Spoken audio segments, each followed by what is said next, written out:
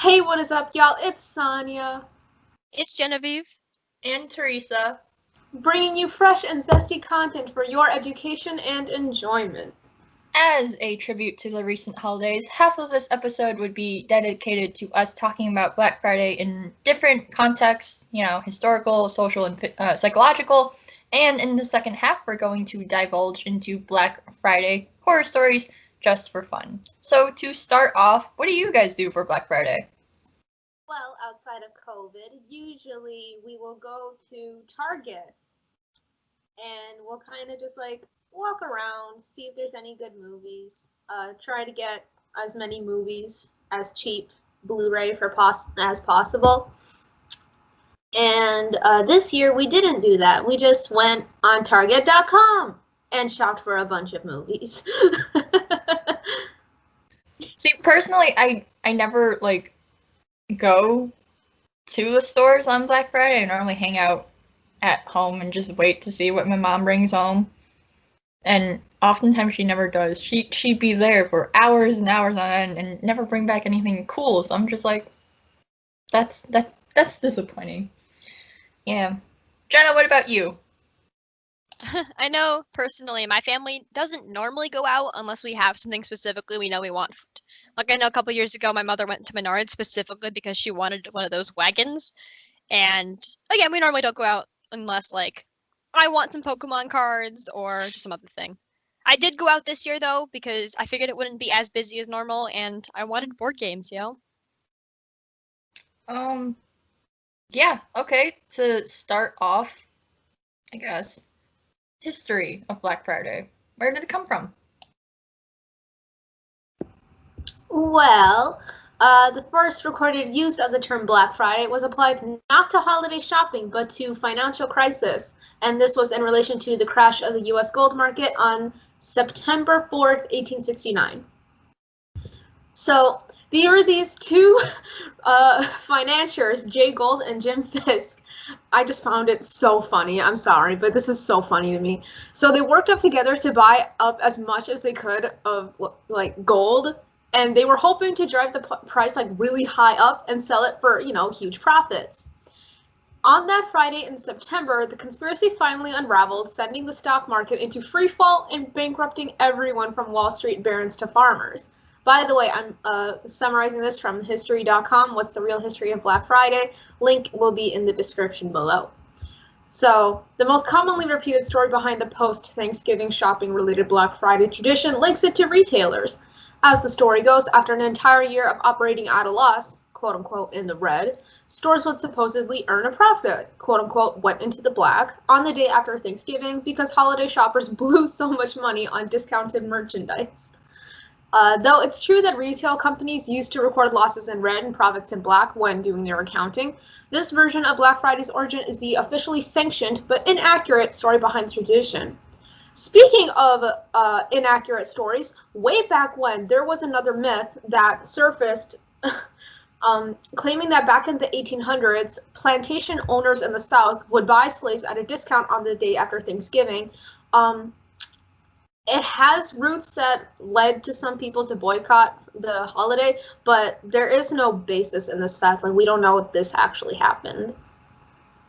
Lots of horror origin stories, but I guess to sum up the point, there is no cultural basis really around Black Friday, which I guess, it kind of makes sense. It's a very American holiday, I feel, it's simply there to buy. Logically for, I guess, vendors and I guess businesses, it's pretty smart because it's a day right after Thanksgiving and it's really close to the weekend. So normally under normal circumstances, many people would be off, around this time. So it's really convenient for people to go to stores when there's not a raging pandemic around. But, they would have that sale because people are at home or available, at least, they're not at work, to go buy stuff.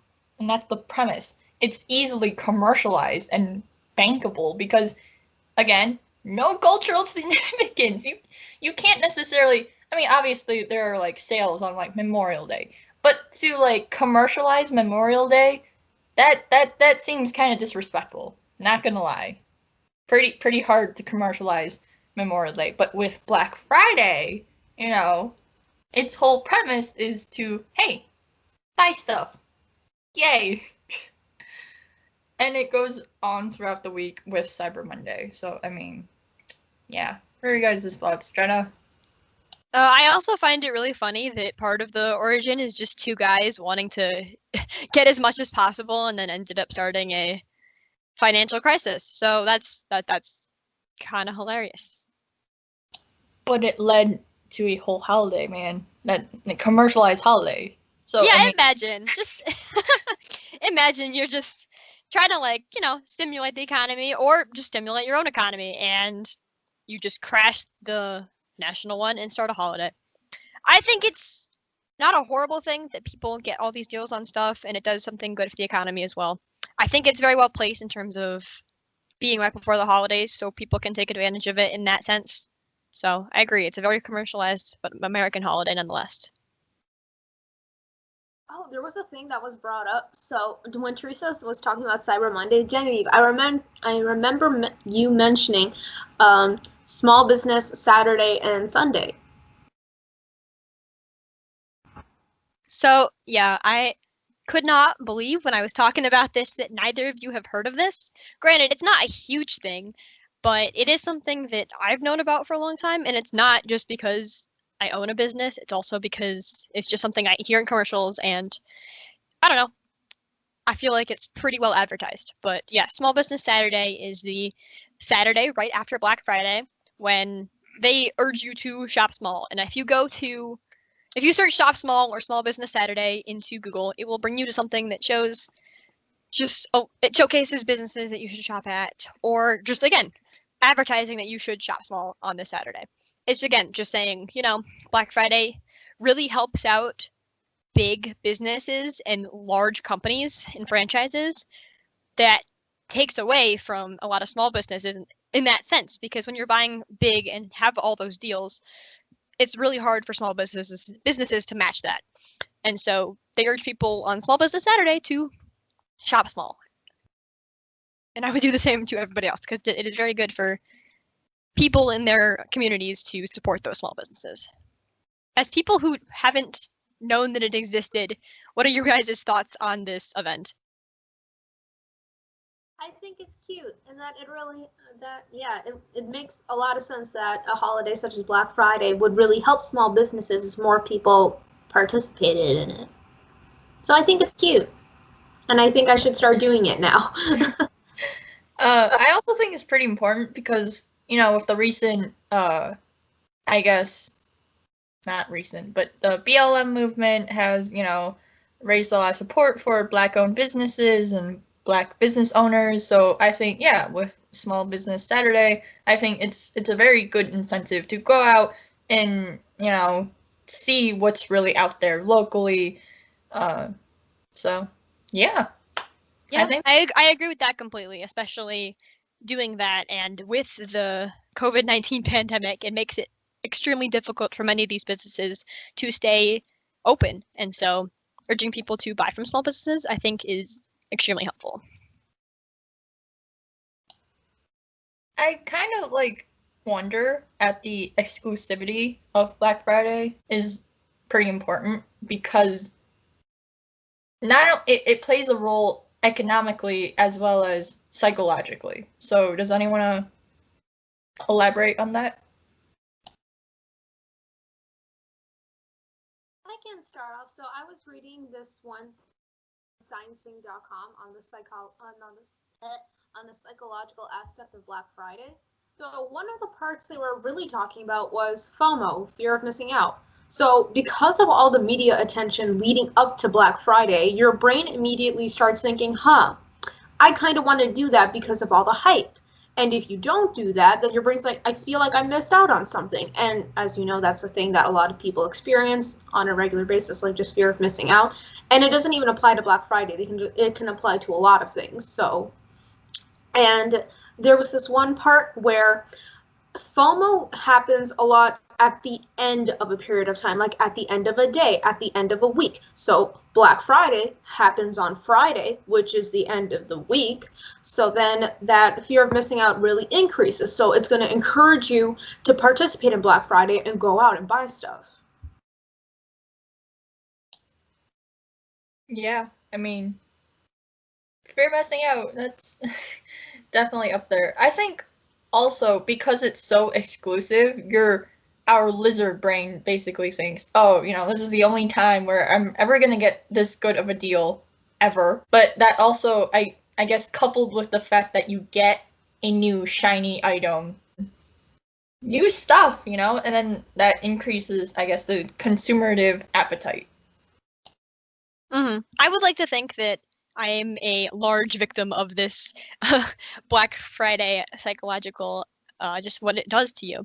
Because I think that, like, yeah, I will like going to Target because they have all these deals on games and stuff. And I like to take advantage of that because I like getting new games, and what better time to do it than when they're all on sale. But I know specifically, like, Steam, specifically for video games, has a lot of sales going on through December 1st, I believe.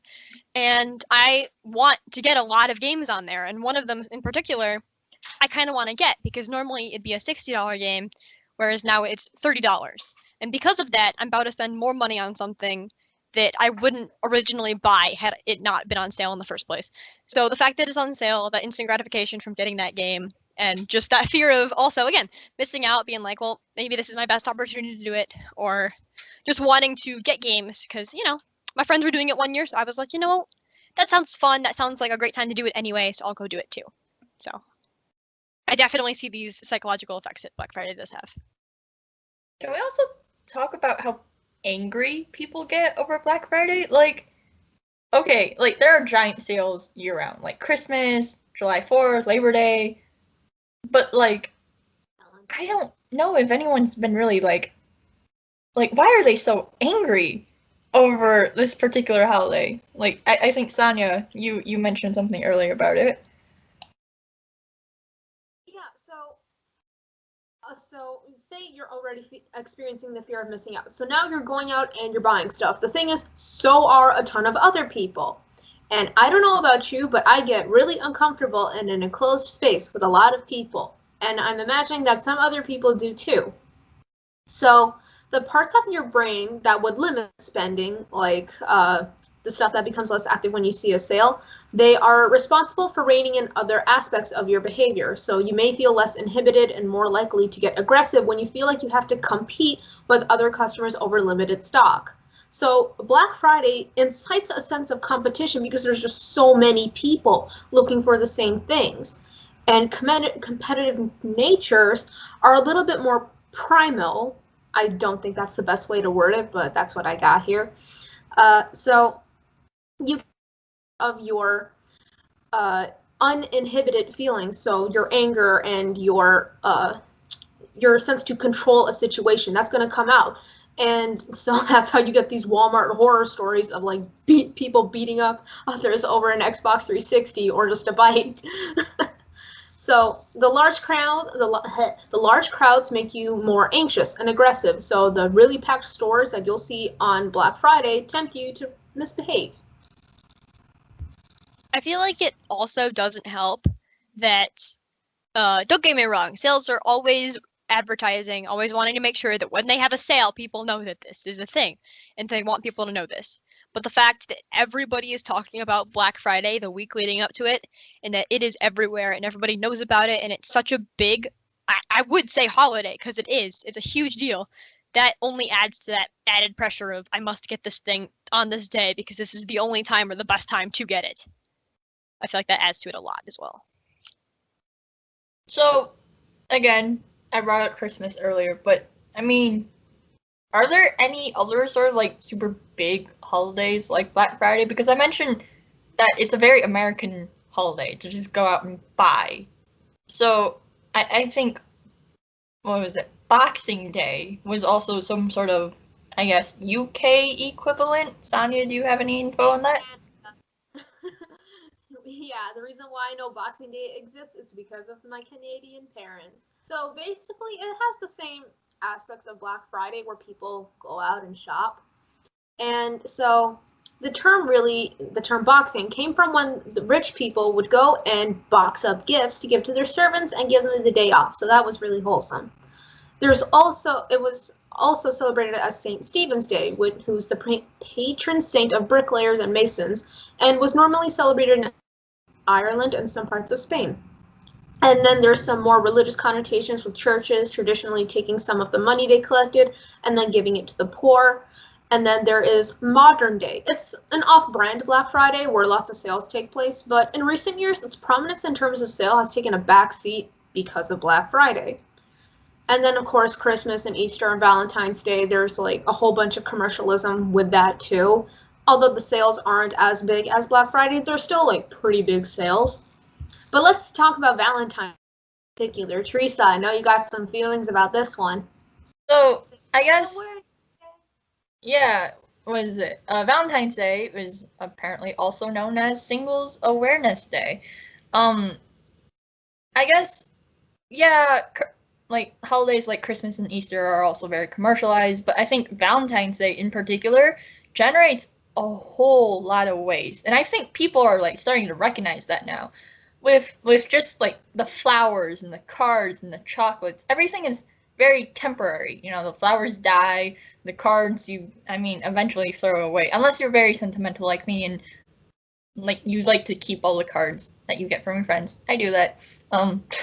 But the chocolate, and they come in boxes that, you eventually throw away. Nearly 1 billion of Valentines are sold. So that makes it the second largest card sending holiday behind Christmas. With chocolate, there are more than 36 million boxes of candy sold each year. Again, boxes get thrown away. And more than 110 million roses sold, with crazy high levels of CO2 emissions emitted for growing said flowers. And yeah, it's just the sheer waste produced from one holiday. So I'm just like, wow. I don't know. Again, very Americanized, both Black Friday and just, it all contributes to this culture of consuming things. And yeah. Yeah, no, I personally agree. Valentine's Day is my mother's favorite holiday, but I don't personally think it is one of the best out there, or even something that should generally be a holiday. I guess it's good for people to feel good about themselves and just having a good day, but I think it's very based off of commercialism. Right, and I guess even with its sorry. It's okay.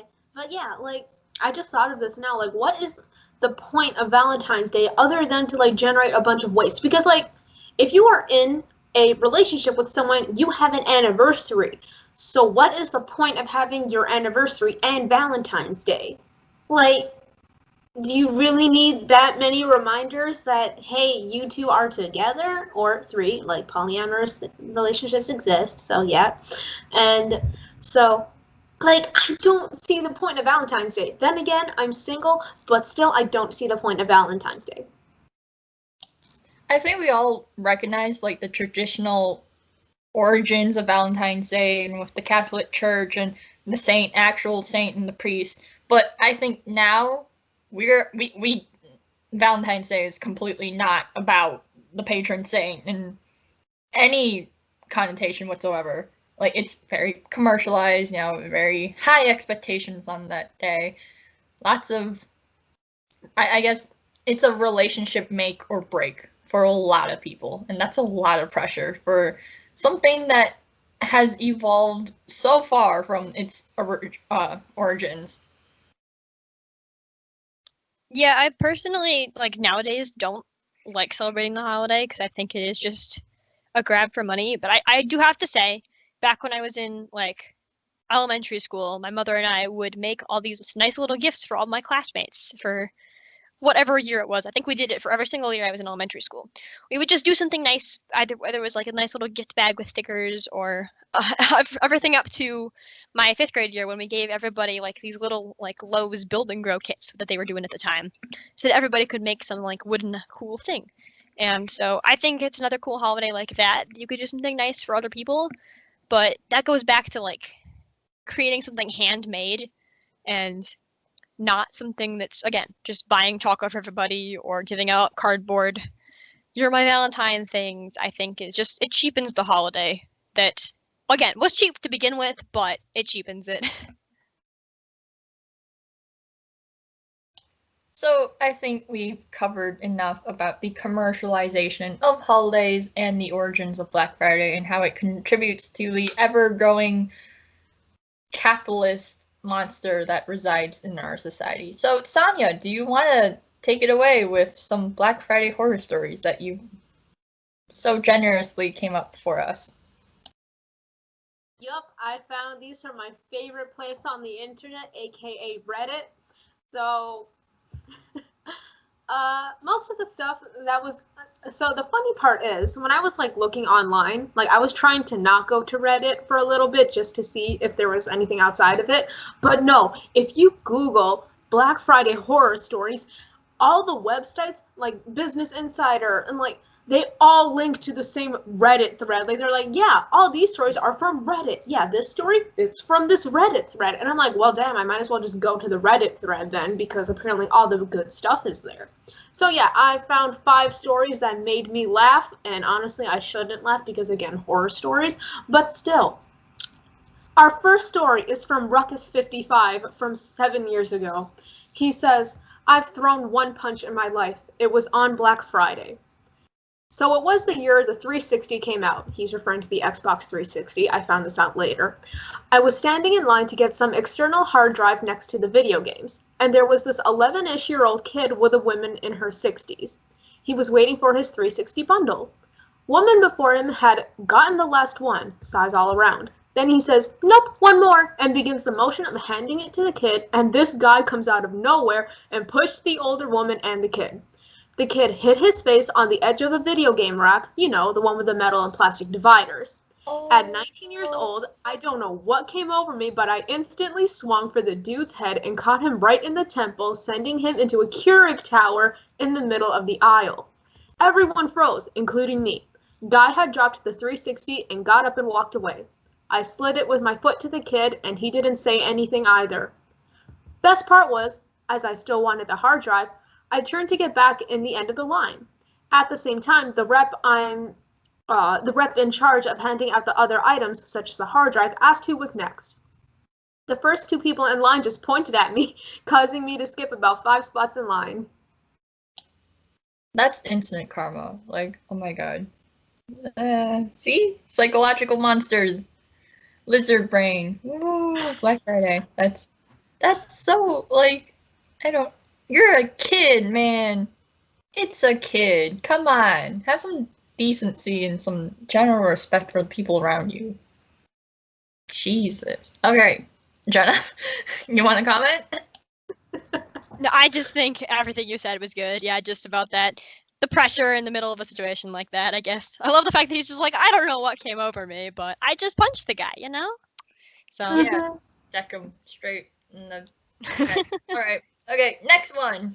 Sonia, do you want to read it or should one of us read it? Genevieve, read it. Okay. This is from smuggling_info from 7 years ago. I think it was around Black Friday 2004, and I was a cart pusher at Walmart. In this particular year, Walmart offered a plasma TV at an extremely low price and was the hottest deal of the year.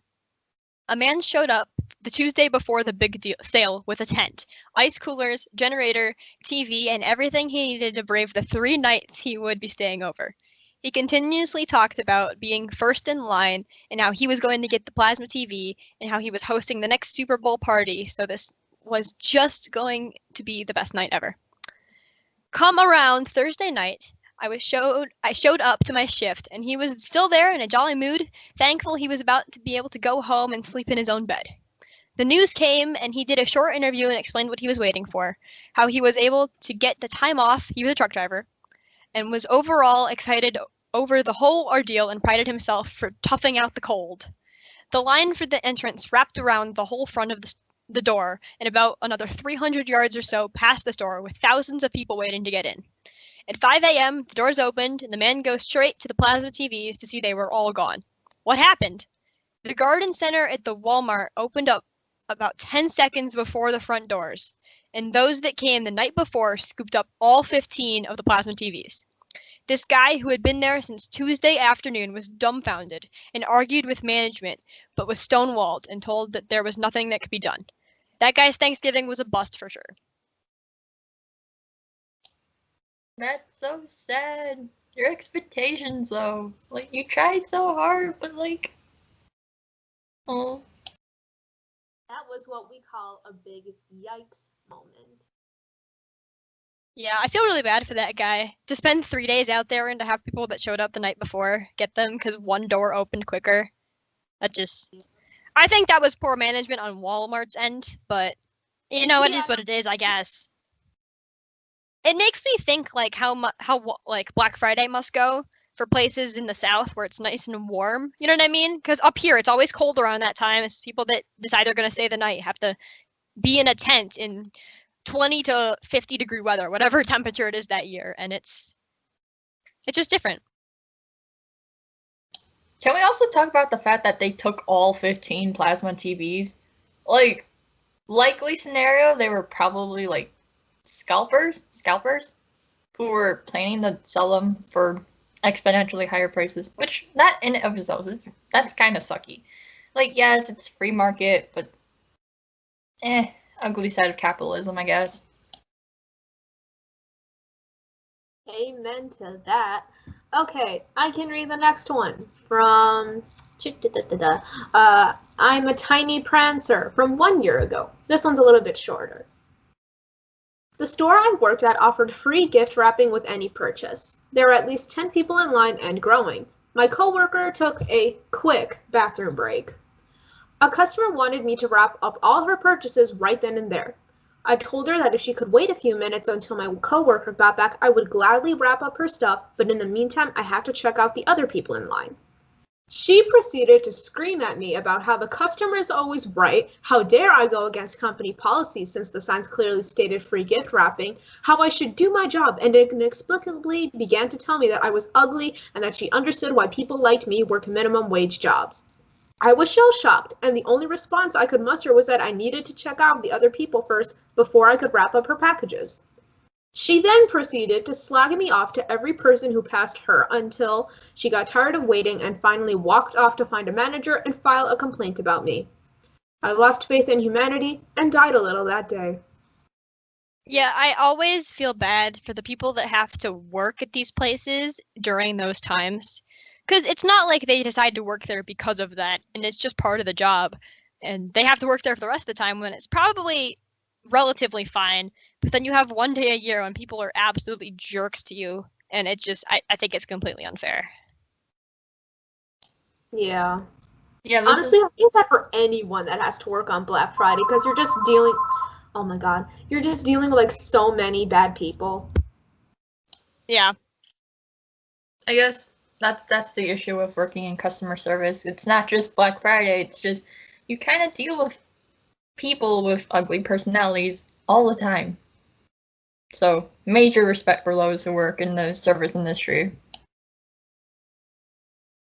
Major respect. Teresa, do you want to get the next one? Sure. This one is also a rather short one. It's from someone named No Matter. No, spelled Know. It's from 7 years ago. So back in my poor college days where I worked at Walmart, we had a fight break out over a bike. Fists were thrown and there was some blood, and eventually one guy got a hold of it and managed to get away from the crowd. He rode the bike out of the store to flee his pursuers without paying. Oh, jeez.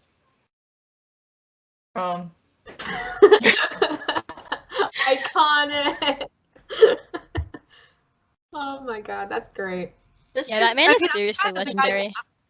Yeah, like I'm sad that the guy didn't pay, but like that's the best way to escape a bad situation.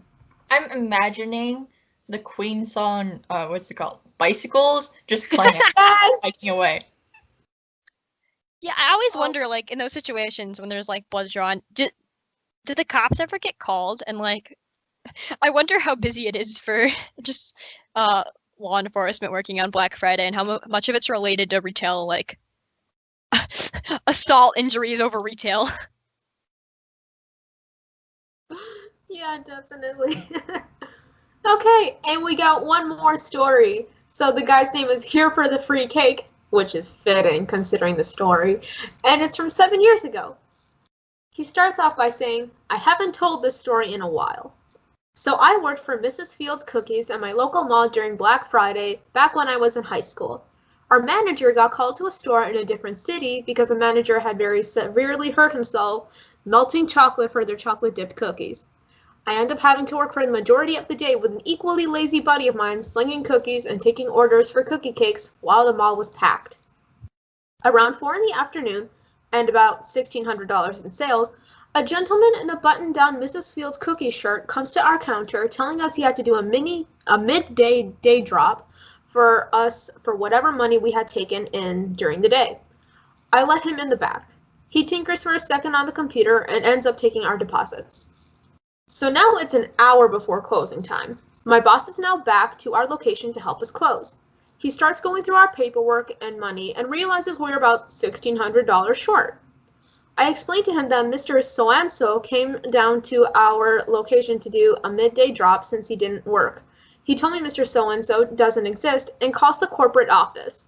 It turned out this guy had gone to over a dozen Mrs. Fields in the area and robbed over $10,000 worth of money.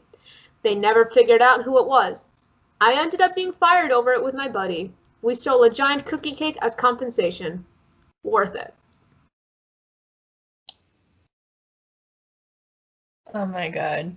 See, That I was would, start to finish. yeah, I don't know. I would say in that situation, I don't know if like I'd be like, oh yeah, that would never happen to me. But I feel like it would. Whenever people are confident in authority, you always seem to trust them. I personally don't know if they should have gotten fired over it for the fact that it happened to like dozen field, like you know what I mean? Like it happened to a dozen different places. You would think that it had to be pretty official. You know what I mean? Mm-hmm. So I don't know. It's crazy though. Wow. I like to think that the anonymity of a uniform and a button-down shirt, just kind of like, as long as you can fake it, you can make it. And in this case, you can get a lot of money from a cookie shop. That's sort of we are depressing. in no way endorsing that anybody steals money from Mrs. Fields cookie places. I want to clarify that. Yes. Or any places at that. We're not endorsing stealing. We're just saying if you're gonna do it well. Confidence is key. Okay, moving on. Okay then. Well, I think that about wraps it up. Teresa, got any closing remarks? Oh, okay. On that note, thank you for listening and comment down below. What do you do for Black Friday? What are your opinions on the commercialization of holidays? Let us know. And do you have any Black Friday horror stories of your own? Because obviously, I'd hate to imagine that any Black Friday visit is without some sort of excitement of any sort. Also, be sure to let us know what other new ideas or topics that you want to see on the show. Thank you for hanging out with us and be on the lookout for our next episode.